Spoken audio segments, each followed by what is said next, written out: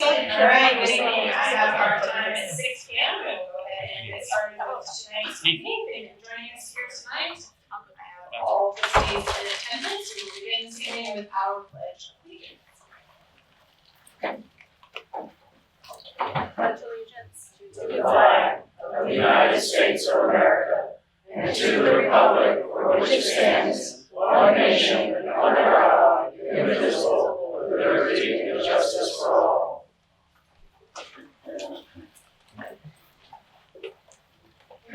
There are copies of tonight's agenda in the back foyer table if you need one.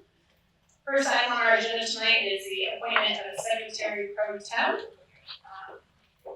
This agenda item was added at the request of the board to appoint a secretary pro tem for tonight's meeting in the absence of a trustee holding this position currently. This appointment follows Robert's Rules of Order 12th edition 4734, which reads in the absence of a secretary pro tem must be elected. I would hear a motion for a trustee to this appointment. I move that Mary Hernandez-Carl be nominated for secretary. Second.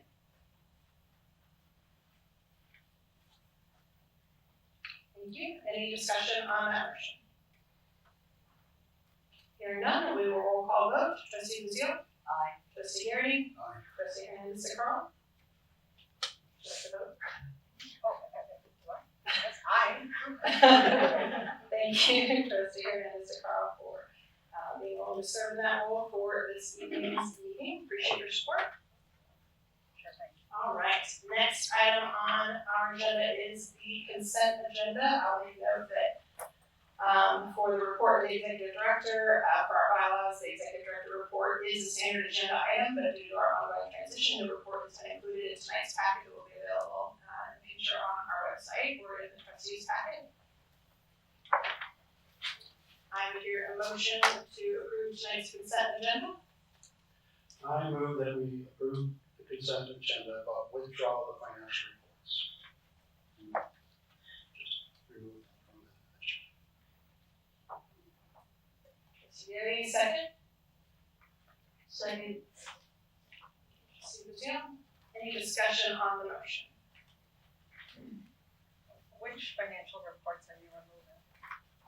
There's 2 pages in the packet. The balance sheet unaudited as of May 31st. Profit loss unaudited May 2025. Anticipated bills June 2025. The library adjustment report for May 2025 unaudited. So all financial reports. What's the rationale? We're still missing information. Is there And specific? we have a pending audit. I'd like to see the audit results.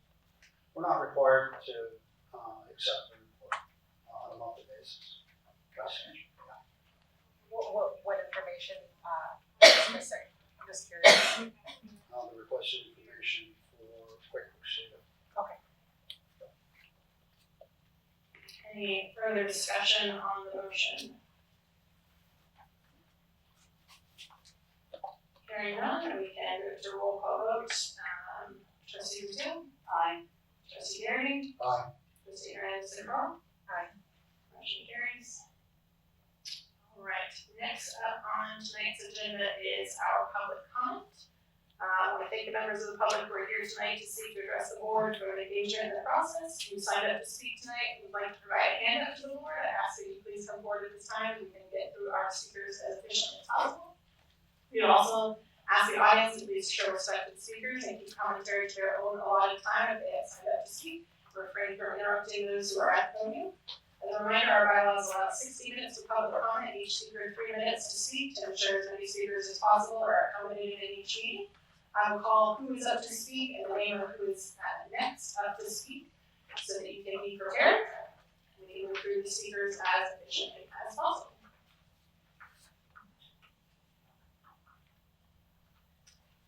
Do you have a clock? You don't mind running?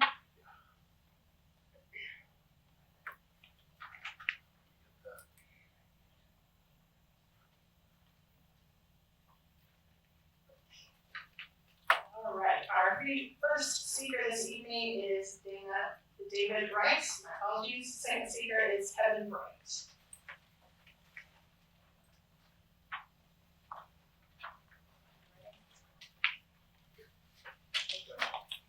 Good evening, board members. I want to thank each of you, including Janice Hagan, John Gary, Diana Brazil, Mary Hernandez Carl, and Echo Schneider for your courage in terminating Tory Pegram. Your decision to enforce accountability was both necessary and right. The pattern of apparent violations was systemic and clear. First, she appeared to deliberately delay my sunshine law request for leave, falsely claiming that her vacation somehow suspended legal deadlines. Missouri law provides no such exemption. Second, she charged citizens $185 for basic budget records from QuickBooks, dishonestly describing them as specialized and highly technical management software that entry-level employees can't access. This appears to have priced transparency out of reach for ordinary citizens. Third, someone in the library appears to have edited public meeting videos to hide contradictory statements. When Treasurer Garrity asserted his statutory authority to review finances, Pegram denied this authority existed. That exchange was deliberately removed from public record, but it appears to be a clear sunshine law violation. Fourth, she consistently appeared to deny board oversight. When Garrity told her he had statutory authority to review financial records, her dismissive response was, "It does not, John, it does not." This was not expressing an opinion. This appears to have been an employee defying her employer under Missouri law. Finally, when faced with Friday's disciplinary hearing, she appeared to attempt to resign hours beforehand to avoid accountability. This final evasion perfectly captured her apparent pattern. When oversight arrives, she would escape over responsibility. This wasn't about politics or ideology, it was about law. Public service requires public accountability. Your decision proves that even officials with extensive activist credentials cannot escape the basic requirements of transparent governance.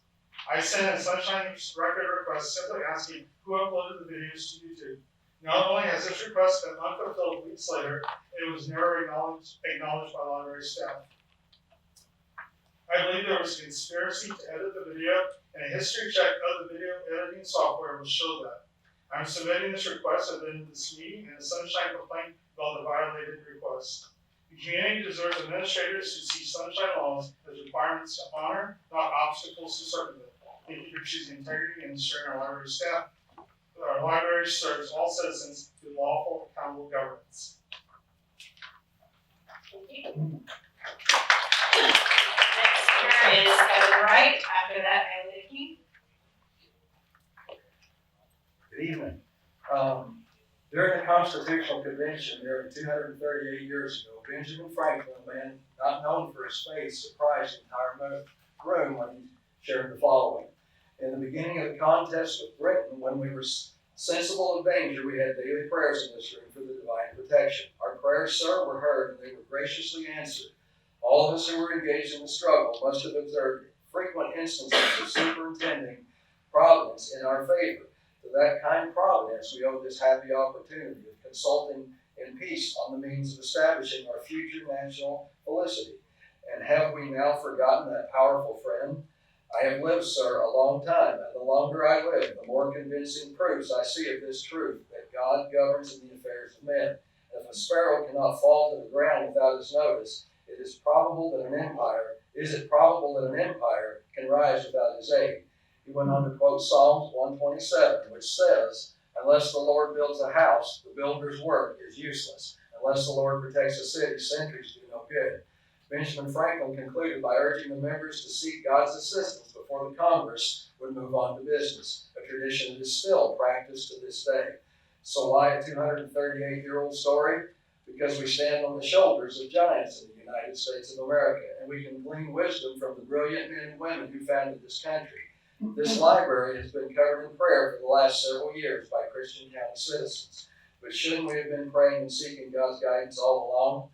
The turmoil that has occurred at the Christian County Library recently is not because of the new members of the board who represent our county the way we would vote if we had a chance to elect them as representatives. Rather, the turmoil was caused by Christians leaving the watchtower unattended. Plato famously said that the price good men pay for indifference to public affairs is to be ruled by evil men. Thankfully, it is a new era at our library. It is unfortunate that previous staff and board members align themselves against the will of the people of Christian County. But I have full confidence in the expertise, discernment, and commitment of this incredible board of trustees. Just as Benjamin Franklin noted the power of prayer, I too give all glory and credit to God for the positive direction we have seen and will continue to see at Christian County Library. Our meeting is now open with our nation's pledge of allegiance, and we acknowledge ourselves to be one nation under God. I believe it would be wise now to do as Benjamin Franklin recommended and reminded our founding fathers not so long ago. It'd be good for us to invite a pastor or maybe have a chaplain come in and plead to Almighty God on our behalf to keep us focused on what is true, what is right, what is just, and what is necessary. Thank you very much.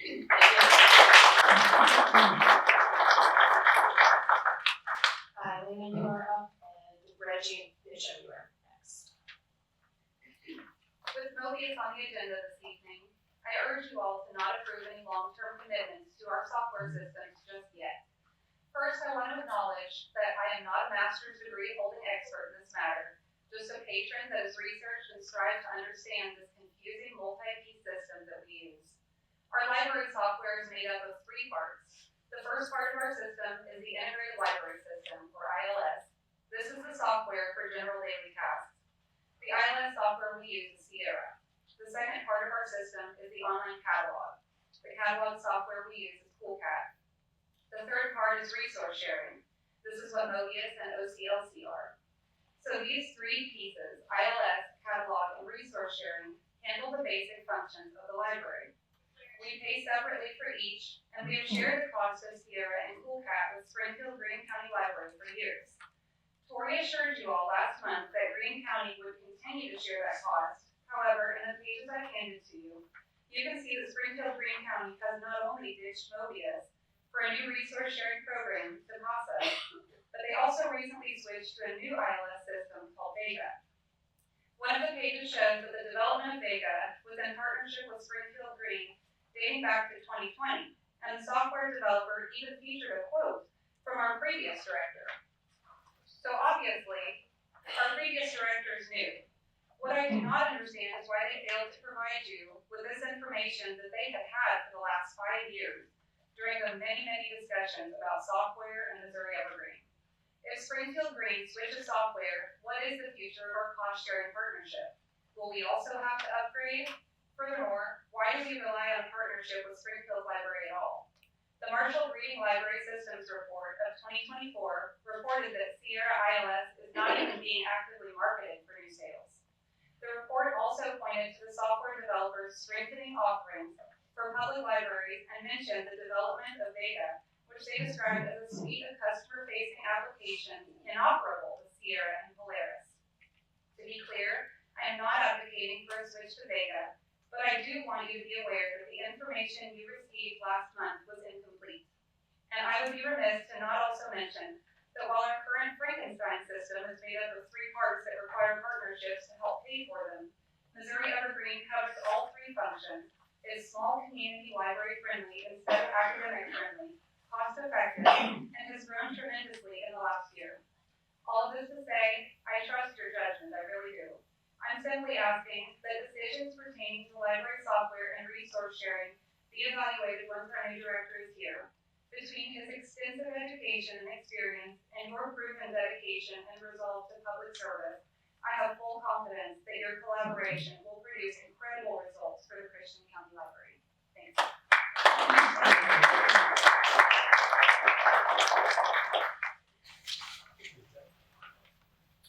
Reggie, you're up on our last speaker. Just want to say thank you once again for your time and your effort.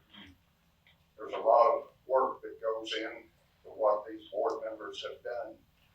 I got involved about 3 years ago, first board meeting I ever went to, and a lady church had brought me a book.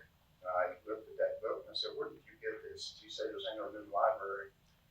And I said, I need to go to library board. I said, I bet they don't know something like this is in there in the children's section, or they would want to get rid of it. Was I ever in for a surprise? I found out that they didn't know about it. They didn't want to get rid of it.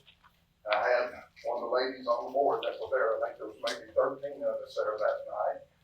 And we've grown from 13 people to a house full for the last few months. For the last 2 years, we worked very hard of trying to get some things accomplished with 5 who did not want to listen to us. Thank God now we got 4 who are listening, plus one more new one. Kelly, welcome. It's good to have our 5th board member now. And as a pastor, I got involved. I've been pastoring for 44 years, the same church, and counseling with families and peoples. Some of these children in homes are in a mess today. And the Bible tells us to take heed what we hear. Be careful what we listen to. There's a battle out there for mind control. And the devil wants to destroy children at an early age, destroy homes. And I thank God for people who's willing to stand up. Yeah. And I just want everybody to know here as a pastor, I'm here for any of you. I'm always willing to talk to you and pray with you. Because I'm going to tell everyone in here, you're not going to find what you're looking for in any of these books. Right. It can only be found in the pages of one book, and that's God's holy word. God said, I'll give you a peace that the world doesn't have to offer. Until you come to know him, you'll never know the Prince of Life, and you'll never know what life is all about. And when he comes into your life, he gives you a new life. Old things pass away, and behold, all things will become new. So again, I love you. God loves you. I'm here for you. And if there's any way I can pray with you or help you, just give me a call.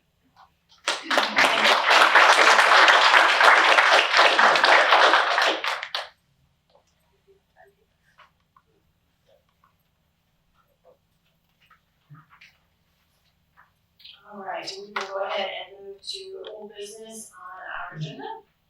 First item is our East County trustee updates. We have 2 updates for the East County position that I will read through. First, on June 16, 2025, Trustee J.S. Taylor resigned from the Christian County Library Board of Trustees. On behalf of this board and the Christian County Library District, we would like to sincerely thank Janice for her dedication for dedicated years of service. We would like to thank the many citizens who applied to serve in this capacity for this position that became available. We continue to receive multiple applicants for consideration each time that we have a trustee position open, and we are grateful to the citizens of Christian County for their willingness to apply and to serve as volunteers in this way. At the recent June 20th, 2025 Christian County Commissioners meeting, Kelly Roberts was appointed as the East County trustee representing the Sparta area, which is West Benton, East Benton, Sparta, Bruner, Oldfield, Glen Hill, Chadwick, Garrison, and Seneca, and will begin her service at our July 2025 regular meeting. Right, the next item we have on old business is the removal of the financial reports from the consent agenda. So Gary, I will yield you the floor for discussion on this topic. Okay, well, this one kind of rolls into the report on treasury orientation. Thank you, Mary Miller, for the time that you gave to me and answered my questions. I did get some really good insight and some information about how the credit cards are used in the library, and I'm grateful for that.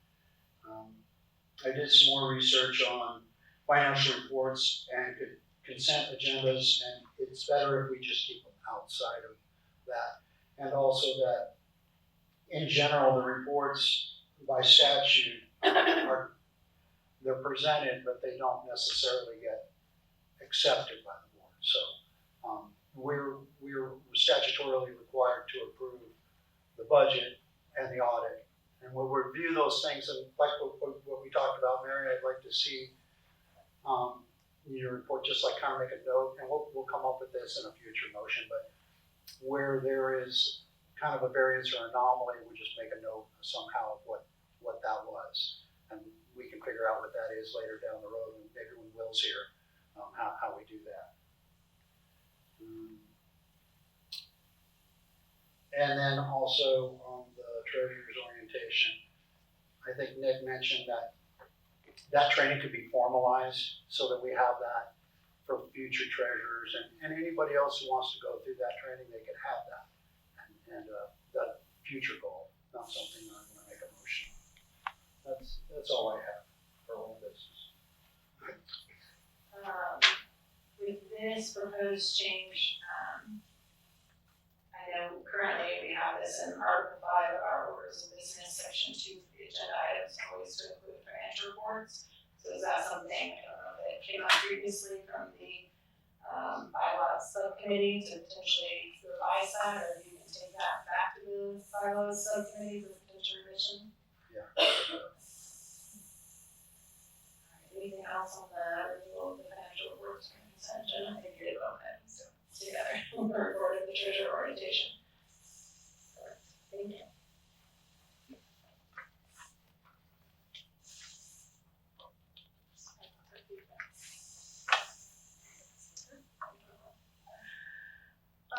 All right, next up we have new business. The first item on the agenda, the executive director updates.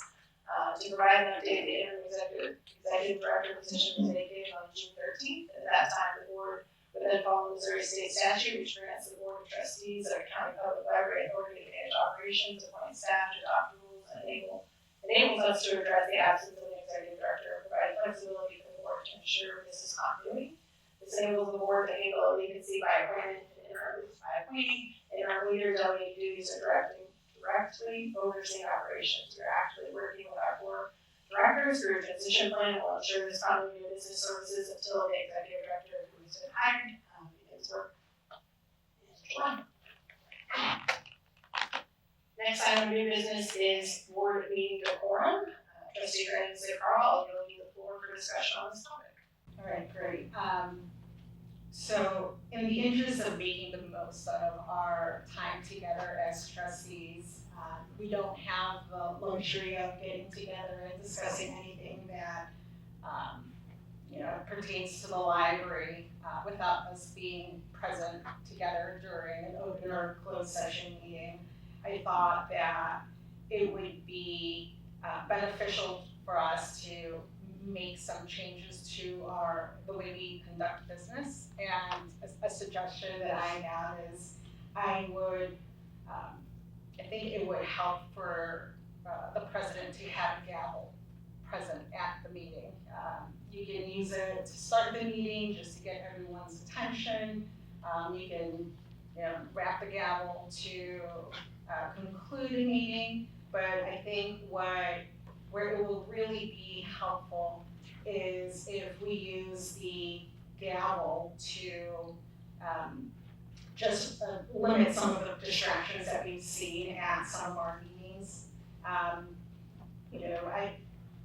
want to be able, we want to hear everyone's voice. We want people to feel comfortable addressing the board through public comment.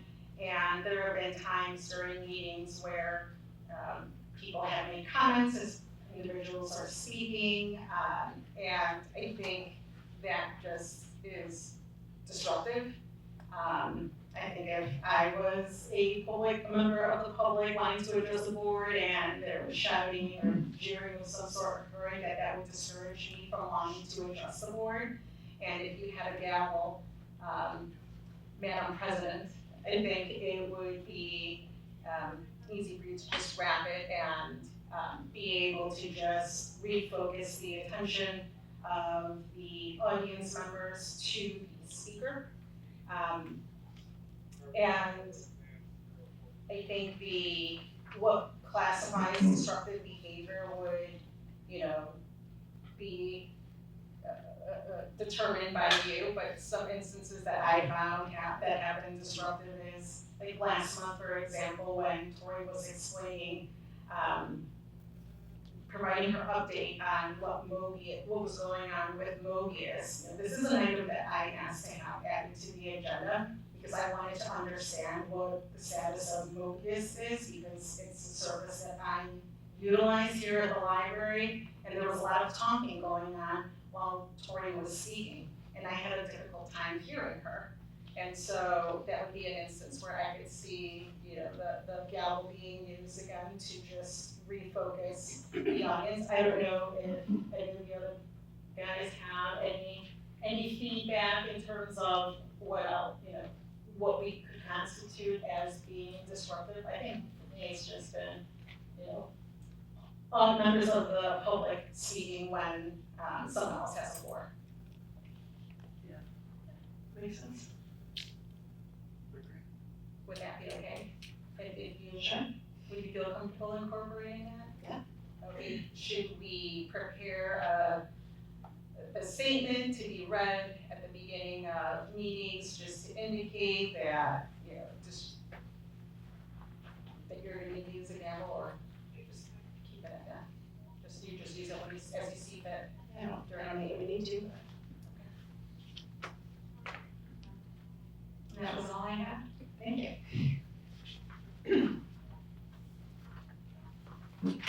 All right, the next item of new business on the agenda is the purchase of online QuickBooks. Trustee Garrity, I will yield you the floor for discussion on this topic. Sure. So when I was going through the treasurer orientation with Mary Miller and Keith and as well, Nick, one of the things that I had done some research on is online QuickBooks, the availability of the data, the resiliency of the system being in the cloud, and having more functionality with the online version than the desktop version. I think there is a company, TechSoup, I believe it is, that will allow a grant for public entities, nonprofits, and libraries that will make the cost $160 a year. It's an administrative fee. And then I think that gets us to that next level where we want to be. It gets us closer to transparency. It gets us to where we can offer William Weinberg a software that is current version. I think it'd be easier to support from an IT standpoint because it's basically a software as a service. It's in the cloud. So I think that would be a good move. Our current version is desktop. I think it's 1 or 2 revs behind, I'm not sure. So it's something that I think they've been wanting to do. The finance department wanted to do, they had talked about it.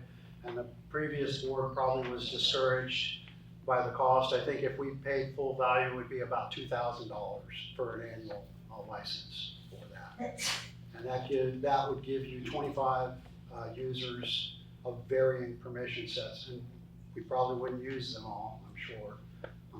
But that gets us, I think that gets us to where we need to be for a library this size. So, any other thoughts on that? What does migration to that system look like?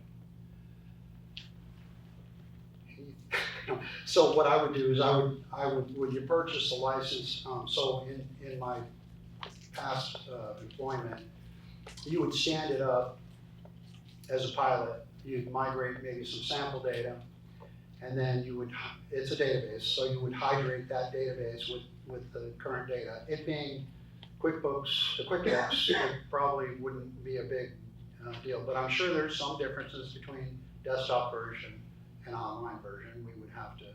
We'd have to beta that ourselves, just because there's only one Christian County library, so we would have to beta that. But I would say that if we can approve the purchase and then just have it standing by for the data migration, I would not want to go live with it till Will gets here, because he may have some different ideas about how he wants it set up, who the users are, what their permission sets would be. That's a Will and Heath thing, and of course the department heads, how they want to use that software. It's a very powerful tool. It has dashboarding and all the bells and whistles that I think we would want. I think it also helps us with sunshine requests. I don't know what form that would take, whether it's a PDF file or that's automatically exported, but there's quite a few options when you're displaying that data, and of course there would be lockdown in terms of data manipulation, but it gives us more transparency than we currently have, and I think it gets us into resiliency that I think is appropriate for what we do. So that's all I have. Does anybody have any questions about it? Or?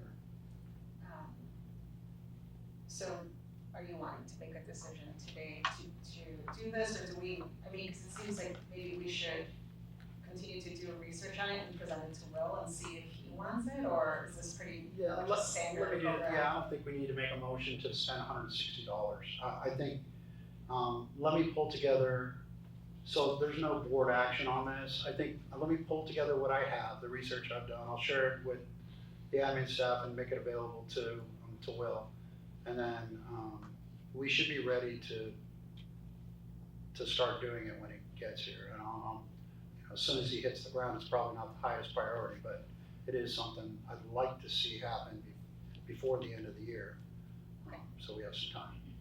So I'll pull that together. I'll share the documentation I found. And I'm really kind of curious if TechSoup would sponsor subscription grants for other software. I don't know how much you looked into that, either, whoever does our procurement. But a lot of nonprofits don't pay for software. We don't pay for a lot of software, right? Tori wrote the grants. Okay. So we'll have to have a grant writer. Okay, cool. So I'm happy to do that in her stead. I'll get the pricing and make that available. That's all I have on that one. What else we got? Next item on the agenda then is an update from the policy and bylaw subcommittee. So where we are with that right now, we've been spending most of our time looking for a new executive director, so we didn't have meetings for the subcommittees, either one. But Diane and I have gone through all of the policies and made the updates that we thought were appropriate. Legal counsel has looked at them for any risk that might be, if it wasn't worded properly or something like that. I think the next step is to schedule a first reading at the next open meeting. That gives us 30 days to look at them and gather the thoughts and then have those thoughts reviewed by legal counsel as well. So I will make a draft available of the policy and bylaws, the revisions. They don't look too different than what we've got. There's just some things we changed. We of course removed any references of ALA. We made some small changes to the bylaws, and they're substantially the same. We did kind of look at the mission statement, and I know you guys spent some time on the mission statement, but when we interviewed Will, he made a comment about the mission statement. He would like to visit that again. He'd like to look at it and update it. So that'll be available as well. Let's see. So we can add that to the July agenda. Yep, please add policy bylaw first reading for July agenda. So when you see that draft come in your inbox, please take a look at it. Diana, you've already seen it. Right. Next item under new business this evening is the Board of Trustees email distribution, creation, and website posting. Trustee Garrity, that was also yours. Yeah, I guess this is a request to Heath. We have a distribution list email for Sunshine. I don't know how much, I kind of know it's not a lot of work, but I know it's a little bit of work. Can we get something like that? I guess this is a request for any email distribution for the Board of Trustees. Our emails are not posted, and I'm not suggesting we do that, but if we could just have bot@christiancountylibrary.org, so that if somebody clicks on that, it goes to all of us. Because some of us are more responsive on our emails than others. Some people have day jobs. Some of us don't. So if we could have that, I would request that. I don't know that we need a motion. It's kind of an administrative task, but. I feel like at one point there was a generic email address on the webpage that was directed to board members, because that's what I used the first time that I reached out to the library board. there was an email list there. It was something like board@christiancountylibrary.org. I know there was a board distribution list, it said board only, but that wasn't public facing, right? That had other people on it. We can look into it. Okay, I'd like to check. okay. Do we need a motion? I don't think so.